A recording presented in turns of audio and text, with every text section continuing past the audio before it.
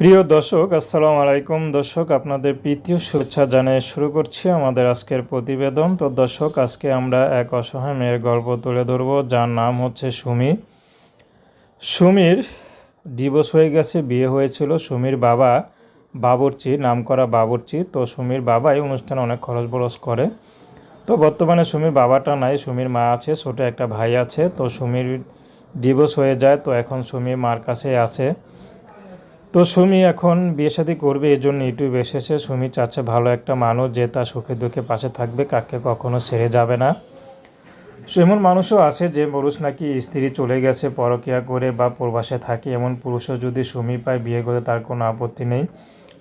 যদি কোনো প্রবাসী পুরুষও তাকে বিয়ে করতে চায়, লাগলে তার জন্য অপেক্ষা করবে, ভিডিও কলে তার সাথে কথা বলবে।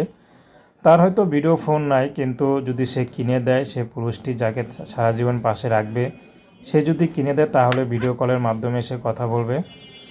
তো সুমি চাচ্ছে ভালো একটা মানুষ, যে মানুষটি তাকে কখনো ছেড়ে চলে যাবে না, শুধু তাকে ভালোবাসবে।